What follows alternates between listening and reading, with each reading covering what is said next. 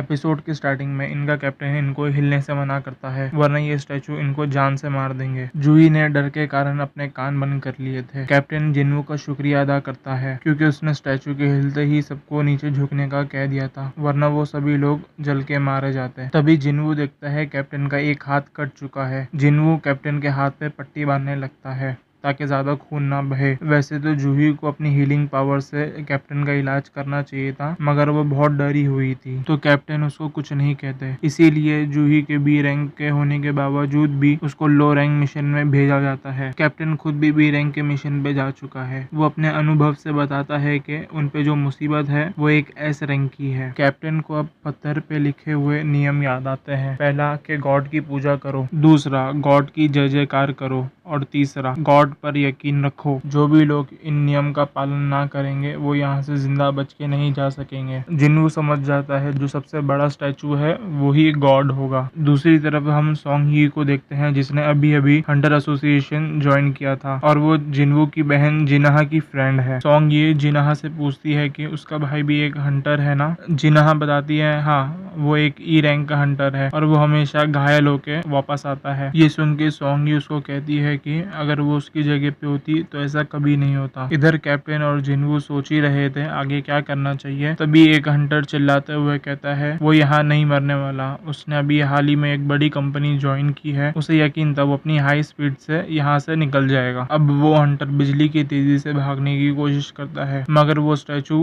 पलक झपकते ही उसे मार देता है। ये देख के सब समझ जाते हैं कि ये स्टैचू अगर चाहे तो वो उन्हें कभी भी मार सकता है, वो उन्हें चींटी की तरह मसल सकता है। लेकिन ऐसा है तो उसने सभी को मारा क्यों नहीं। इसके बाद जिन्वू को वो पत्थर पे लिखे हुए नियम याद आते हैं। जिन्वू समझ जाता है वो पत्थर पे लिखे हुए नियम इस टेम्पल के हैं। जिन्वू खड़ा होता है और वो स्टैचू के सामने अपना सर झुका देता है, जिससे वो स्टैचू जिन्वू को नहीं मारता है। जिन्वू बाकी सबको कहता है कि वो सब स्टैचू के सामने अपना सर झुका ले, जब तक उनके सिर नीचे है वो स्टैचू उन्हें नहीं मारेगा। और गॉड की पूजा करने वाले नियम का मतलब ही यही है, और सभी लोग अपना सिर झुका देते हैं उस स्टैचू के सामने। ये देख के गॉड स्टैचू खुश होता है और स्माइल करने लगता है। ये देख के सभी लोगों को लगता है कि अब उन्हें कुछ नहीं होगा और वो सब खड़े हो जाते हैं। लेकिन तभी गॉड स्टैचू भी अपने सिंहासन से उठकर खड़ा हो जाता है, उन लोगों की तरफ बढ़ने लगता है, उन लोगों को कुचलने के लिए। जिन्वू बोलता है उन्हें तीसरा नियम भी फॉलो करना होगा, यानी गॉड की जय जयकार करना। तभी एक हंटर आगे आके बोलता है कि उसे गॉड की पूजा करने आता है और वो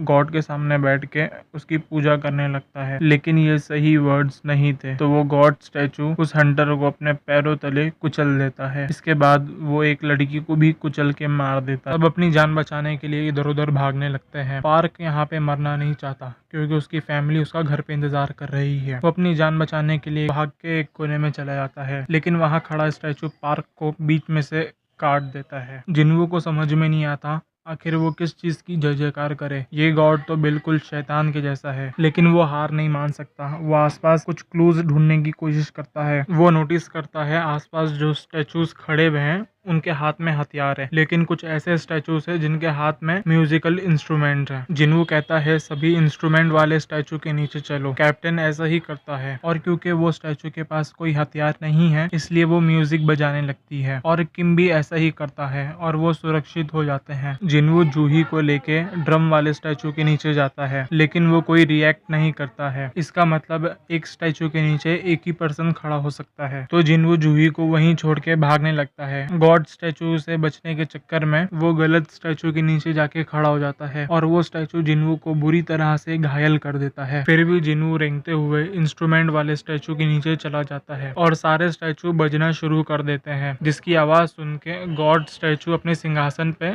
वापस बैठ जाता है। शायद गॉड की जय जयकार करने का मतलब यही था। जूही अब जिन्वू के पास आती है और वो देखती है जिन्वू की एक टांग कट चुकी थी। वो अपनी हीलिंग पावर से जिन्वू का पैर ठीक करने की कोशिश करती है, लेकिन उसके खुद के शरीर को नुकसान होने लगता है। मिस्टर किम इन सब का जिम्मेदार कैप्टन को बताता है क्योंकि वो इन्हें अंदर लेके आया जबकि इन्होंने वोट से फैसला किया था। फिर भी कैप्टन अपनी गलती मानकर जिम्मेदारी उठाने के लिए तैयार था। ये सब आपस में बहस कर रहे थे, तभी टेम्पल के बीच में एक प्लेटफॉर्म बन जाता है। जिन्वू पहचान लेता है ये एक ऑल्टर है जिस पर गॉड को किसी जिंदा चीज की बलि दी जाती है। तीसरा नियम गॉड पे यकीन करो का मतलब यही है, यानी इनमें से किसी एक को बलि देनी होगी। किम कैप्टन के गले पे तलवार रख के उसको बलि देने को बोलता है। वैसे भी कैप्टन ने ही जिम्मेदारी लेने के लिए बोला था। कैप्टन किम की बात मानकर ऑल्टर की तरफ जाने लगता है। जिन्हों जानता था इसमें सिर्फ कैप्टन की गलती नहीं है, उन सब ने यहाँ आने के लिए वोट दिया था। जैसे ही कैप्टन ऑल्टर के पास जाता है वहाँ पे एक लाइट जल जाती है। कैप्टन को समझ में नहीं आता अब वो क्या करे। जिन्हों कहता है वो ऑल्टर को करीब से देखना चाहता है। दो हंटर जिन्हों को ऑल्टर के पास लेके जाते हैं, जिससे वहाँ 3 और लाइट जल जाती है। जिन्हों कैप्टन से पूछता है अगर वो यहीं इंतजार करे तो उसे यहाँ कोई बचाने आएगा। तो कैप्टन बोलता है इस पोर्टल को खुले हुए 7 दिन हो गए हैं, तो शायद ही कोई हमें बचाने आएगा। और 7 दिनों के बाद पोर्टल्स पूरी तरह से खुल जाते हैं, जिससे वो सारे मॉन्स्टर्स इंसानी दुनिया में आ जाते हैं।